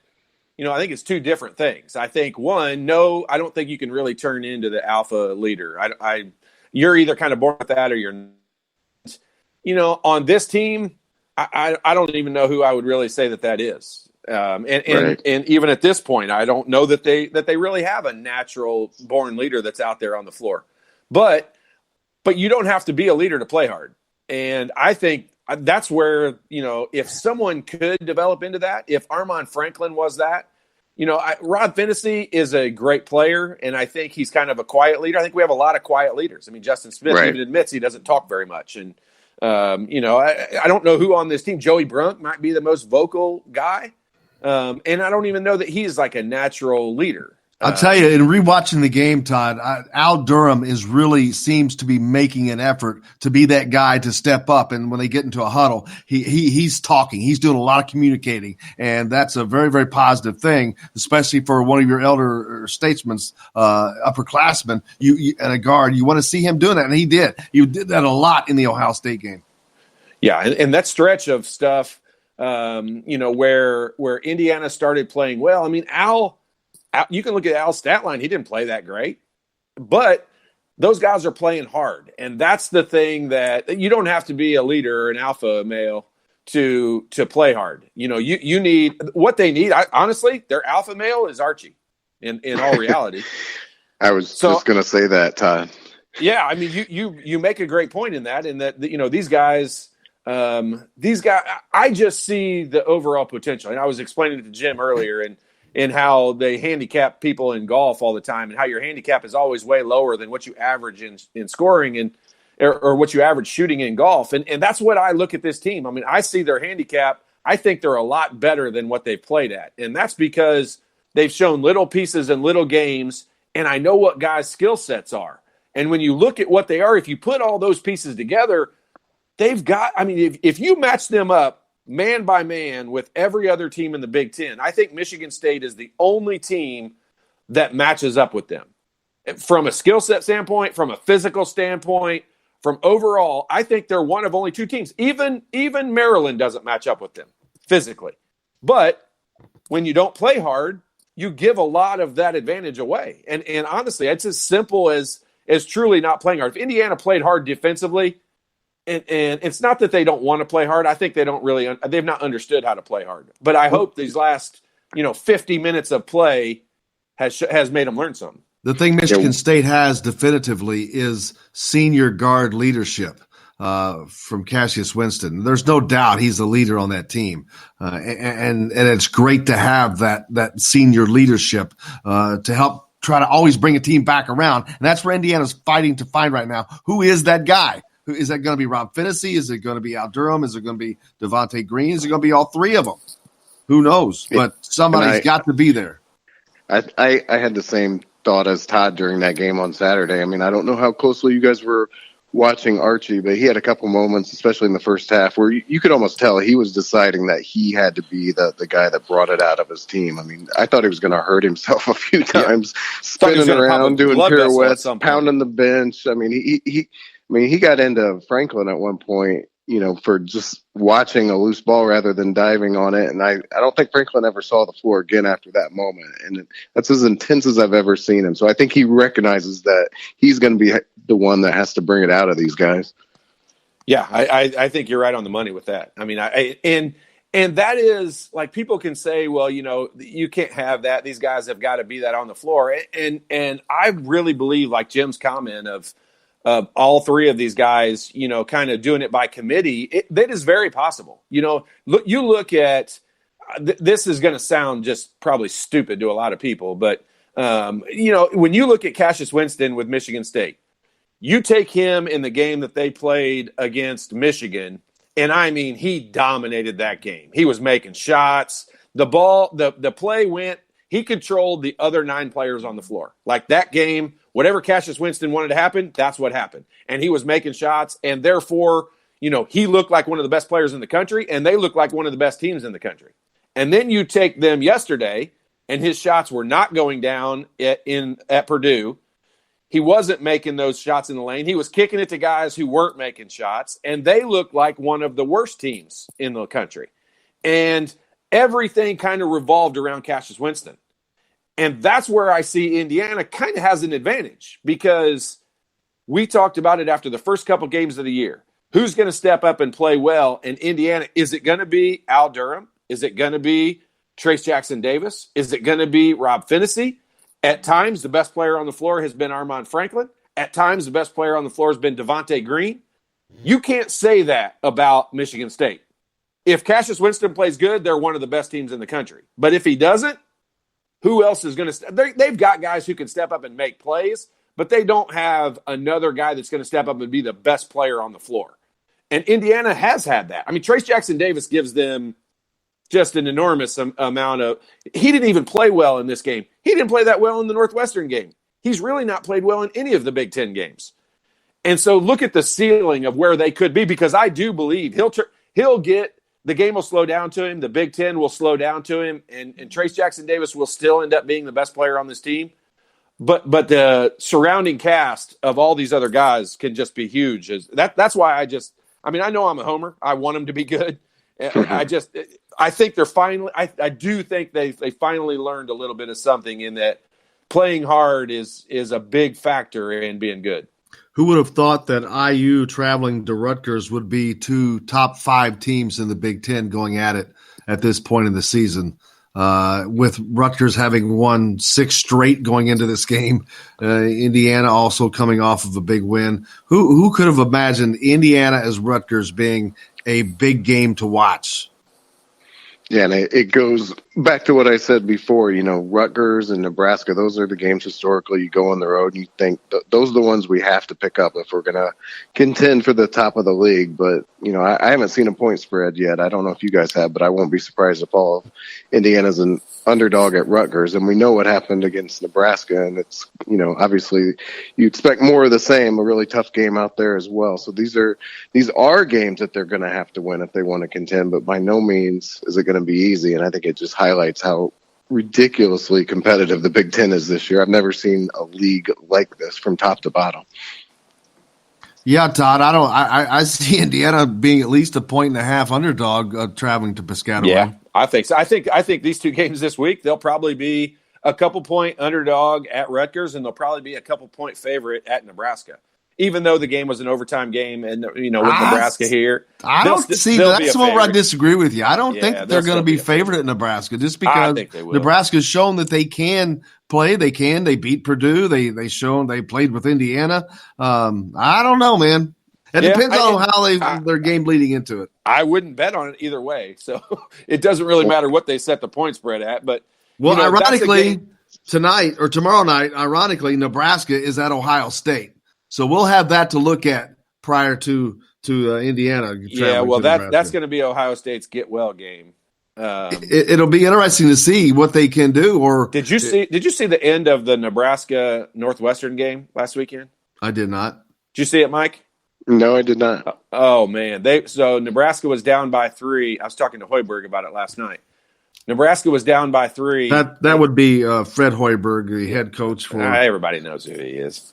Nebraska. I assume.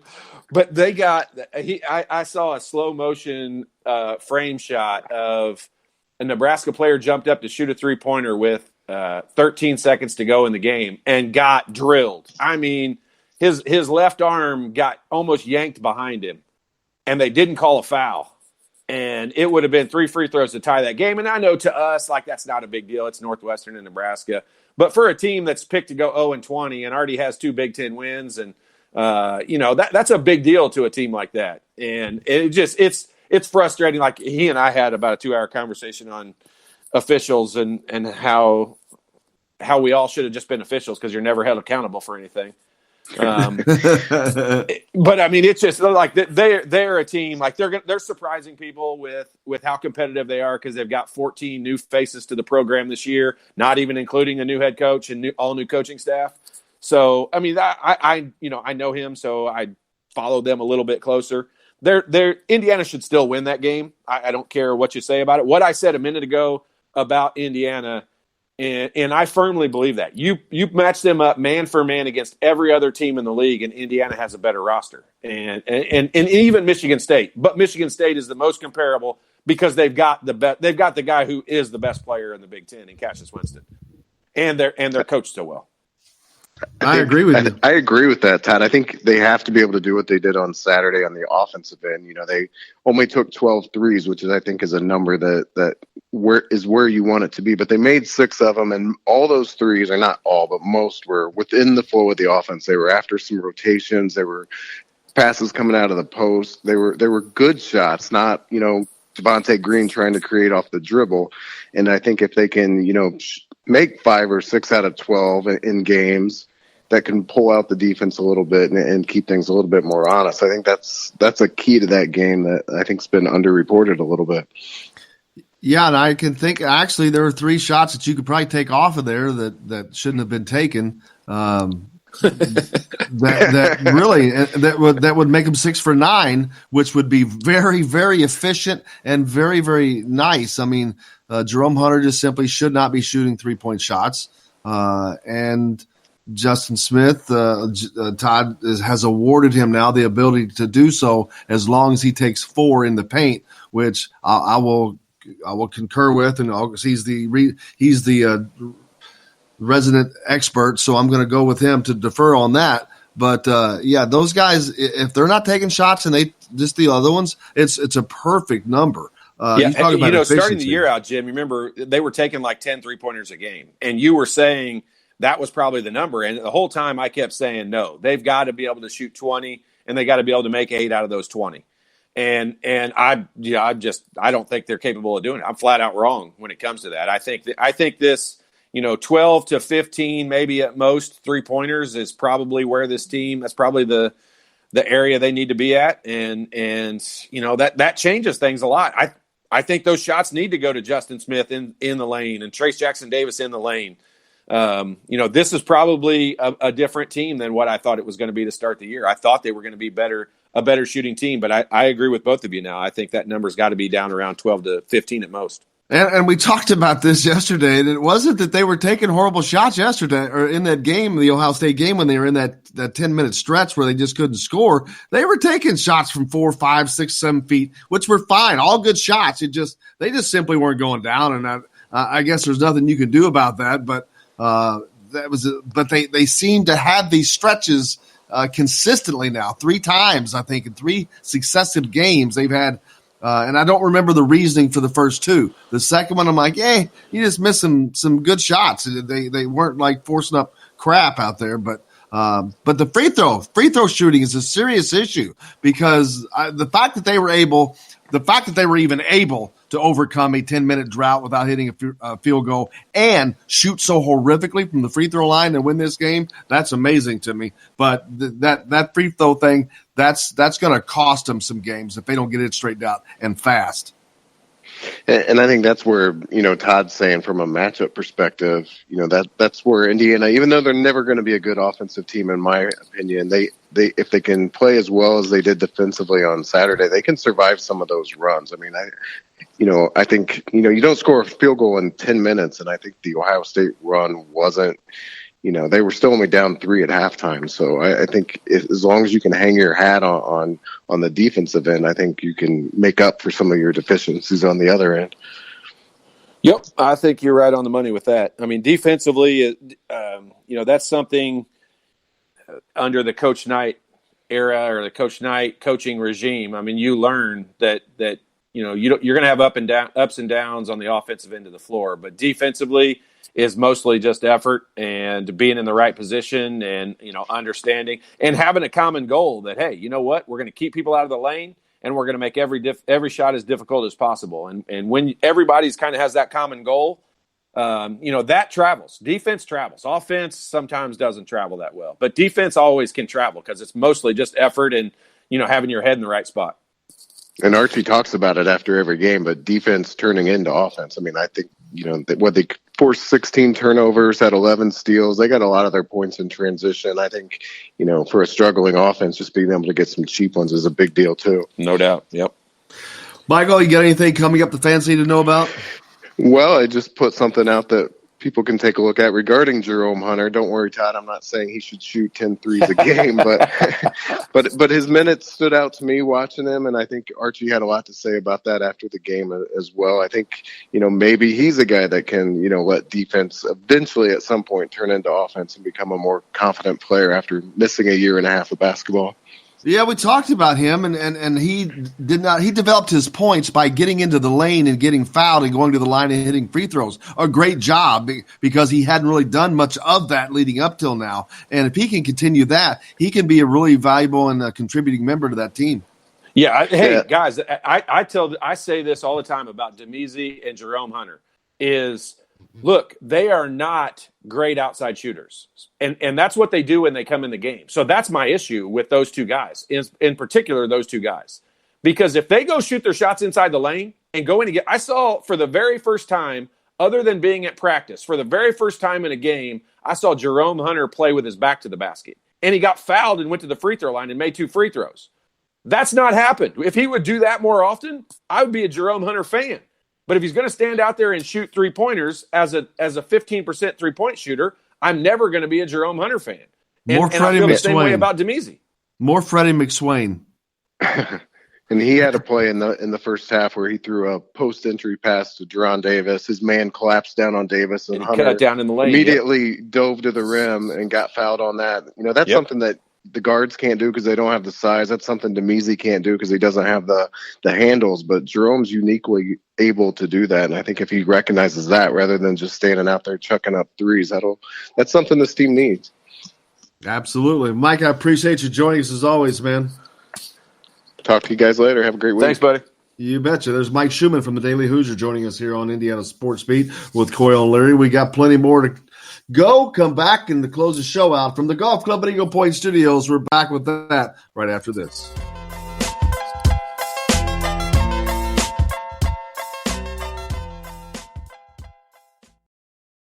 Hello, everybody. Jim Coyle from Indiana Sports Beat. When I'm not covering the Hoosiers, you can find me at Bubba's 33 in Clarksville, located on the northeast corner of I-65 at Veterans Parkway. Bubba's 33 has hand-tossed pizzas, bold burgers, and ice-cold beer from a select list of local craft brewers.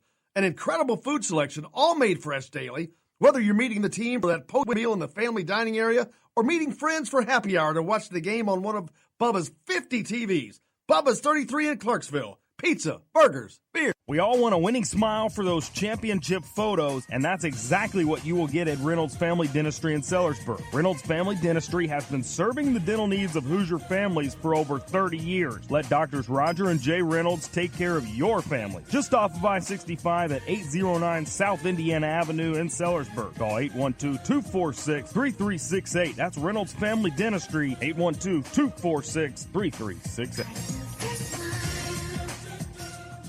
I'm Rain Shaddy, and I'm a Hoosier. As a toddler, you could always find me running around in a cream and crimson onesie and a red IU hat reminiscent of those worn during the world-famous William Tell timeout, shouting, "Go Hoosiers!" Like many other alum, I chose to make Bloomington my home. As a civic and alumni leader, I have become very knowledgeable about our community and would love to share my insights with you as your realtor. Find me on Facebook or call or text me, Ryan Shaddy, with FC Tucker Bloomington Realtors at 765-623-9093. Now that warm weather has arrived, it's time to hit the links, and there's no better place than the golf club at Eagle Point in Bloomington. Voted best golf course by the readers of the Bloomington Herald-Times, the golf club at Eagle Point is under new ownership, has new fairways and bunkers, and it's open to the public. When the round's over, there's cold beer and a full menu at the Eagle Point Pub and Bistro. Call 812-824-1100 to make a tee time. That's 812-824-1100. The golf club at Eagle Point in Bloomington. This is AJ Moye. This is Dan Dockett. Hey, this is Michael Lewis, former Indiana basketball player. This is Indiana football coach Tom Allen. This is Jim Coyle with the Indiana Sports Beat. You can always like and follow us on Facebook. Always follow the show rebroadcast on iTunes, Google Play, iHeartRadio, Spotify. TheDailyHoosier.com is a great place to sign up for each and every day. Or, of course, on 97.7 The Ref in Evansville. Bad theater seats, cheap Halloween masks, my apartment, all things with obstructed views. Add to these large trucks and buses. 18-wheelers and large buses have big blind spots, and like my apartment, they don't always have the best view. Bus and truck drivers deal with blind spots around the entire vehicle. Always take care not to ride alongside or too close behind them. Our roads, our safety. Learn more at sharetheroadsafely.gov. This is former Indiana basketball player Brian Evans, and you're listening to Indiana Sports Beat with Jim Coyle.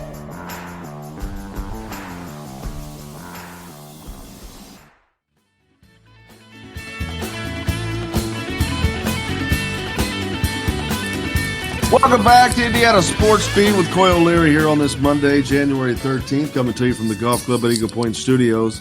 National Championship night tonight, Todd. LSU and Clemson Tigers. Who you got?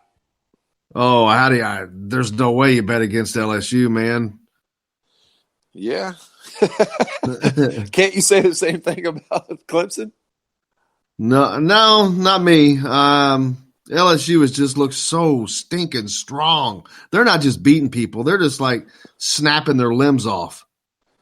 Yeah, I'm with you.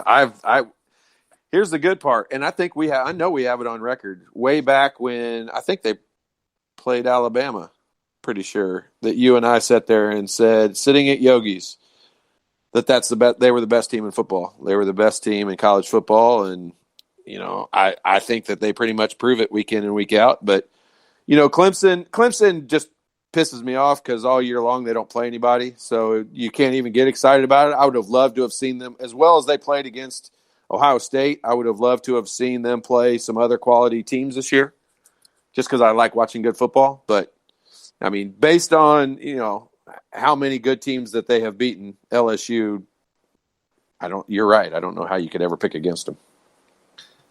Tim wanted to remind you that Jerome Hunter is 4 of 26 behind the 3-point line. Yes, he is. You don't think I don't know that? I wake up every morning and check the stat sheet just to make sure it hasn't changed. Hey, we didn't get a chance, and we need to do this tomorrow, talk about it some more. The reunion that took place, managers and players. It was a pretty large turnout, a lot of managers, because there's, like you said, a lot more managers than there are even players. But Alan Henderson, Steve Green, John Leskowski, Todd Leary.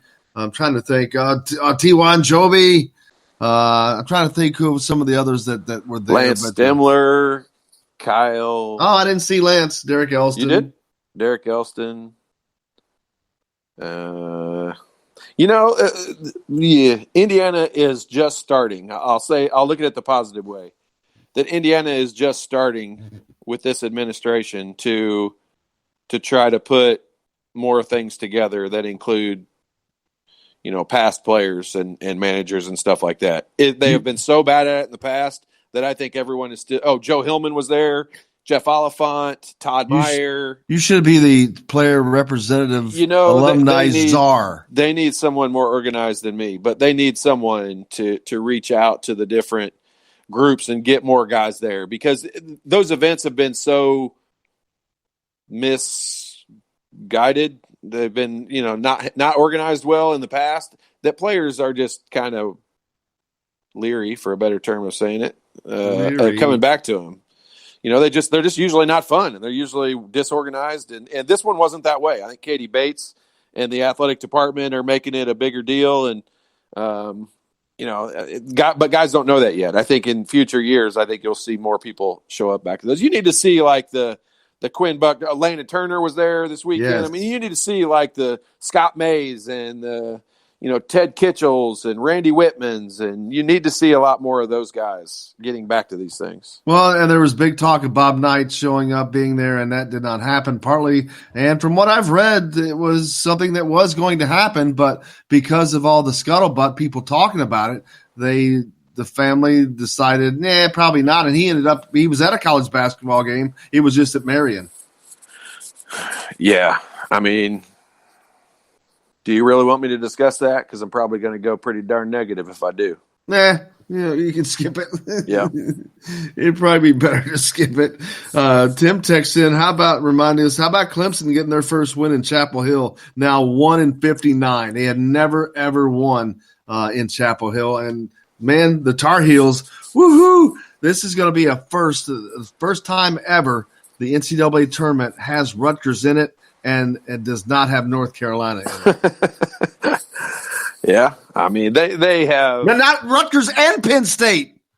Yeah, and no North Carolina. Look, North Carolina is both the result of very unlucky with some bad injuries to their best players, and then on the flip side of that, they weren't that great to start with from scoring the basketball perspective. And they caught themselves on a down year, and then they lost their two best players to injuries. So, obviously they're terrible. They're awful. Man, you put them I would like to see the game with them in Virginia. The over-under in that game might be 75 for the whole game. It might be a 40-35 final score because neither one of those teams can score.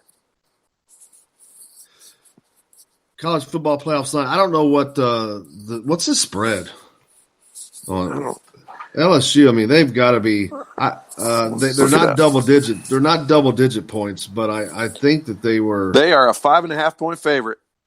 Over under is 67.5. 5.5 point favorite. LSU. How do they not get the over? I mean, both these teams are going to score 30 points. Yeah, I mean, you don't know that. Both have good defenses. Yeah. But they both have great offenses. So generally offense wins out over defense. But if they both score 30 points, I mean, if they both score that many points, then I would say Clemson definitely has a chance at winning. I don't know. How would you pick it? I'm excited to watch it. Here's what I'm not excited about. The fact that it wasn't a week ago. Because this game should have been last weekend. They have taken away everyone. Look, we've forgotten to talk about it for 5 consecutive days last week. We've forgotten to talk about it. Think about that. Because it's been delayed too long. This game should have happened a week ago. Yeah, it sure has lost a lot of luster in my. I'm like, I forgot. Hey, look, it'll be cool to watch tonight, but I'm not. Exactly right. I'll be looking forward to watching it when I'm watching it, but I'm not looking all that forward to it at this moment. No, only because I don't feel like, okay. It's like, all right. Other than a true LSU fan and a true Clemson fan, everyone wants to watch it and wants to see it, but you're like, man, we're done and past that. Like, I agree with you. I that's the exact feeling I have. I'm like, back when we were watching the Gator Bowl, and even though Indiana lost, it was still an exciting game. And you got these other games, and there's this one, and there's the next day, and it's kind of lays out there, and then 1 week, and then that would have been perfect. And now it's like exactly like you're saying. I'm like, it'll be fun tonight when I watch it, but I'm not fired up going into it. Where I January the 6th, Monday, January the 6th would have been the perfect time to have played this bowl game. Why it got delayed for a whole nother week? There's not been any more bowl games. There's not been anything else going on. We're in the middle of basketball season. It's been nothing but nonstop basketball for everybody. And look, most college football fans are also college basketball fans. They transition from watching one into the other, and everyone's transitioned into it now. And they're asking us to go back and now watch again football, and you're like, yes, I want to see it because they're two really good teams. Think about it. Think if this game tonight was Oregon and Clemson. I would probably watch it, but there's a chance I wouldn't watch it. But the fact that I want to see LSU and Clemson. The fact that it's two really, really, really good teams, I want to see it. But I really would have loved to have seen it last Monday. And if they had played it on January the 3rd, I would have thought it was, it revolved my whole day around it. But now it's going to be on TV because it's the only thing on. Well, they got that going for them, which is nice. I guess. The NFL games, how crazy these games have been.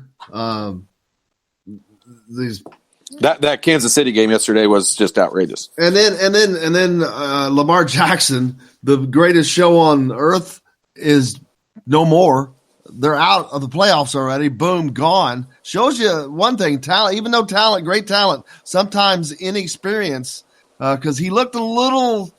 He was trying too hard. Yeah. He looked a little pressing a little bit too much. They weren't used to being in that position. That was the biggest deficit they'd faced all year. They had won, 12 games in a row. They were just the odds-on favorite, and man, they just got punched right in the face repeatedly. Yeah. Well, you remember Lamar Jackson's playoff game last year looked real similar to that. I mean, he had one of his worst games of his career.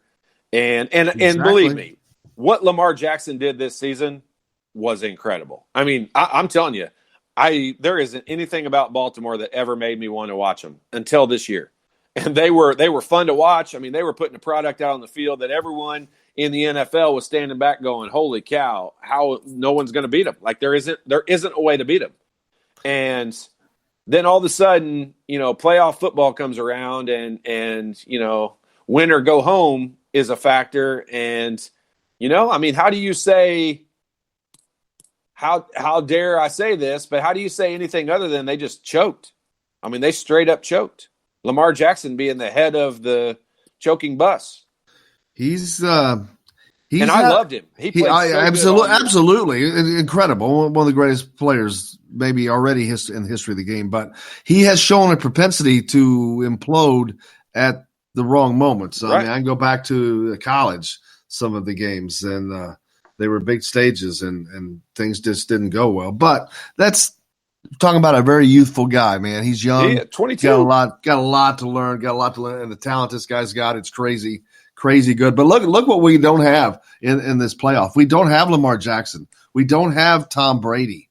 You don't have a Manning. You don't have these guys. This is a different world in the NFL now. It is. I mean, it's the regime is kind of changing, and the top teams are adapting and being different. I mean, I want to say you're looking at more offensive football, but all these teams' defenses outside of Kansas City, I mean, all these teams' defenses are the ones really stepping up. I mean, I think everybody will tell you San Francisco's defense is just almost unfair.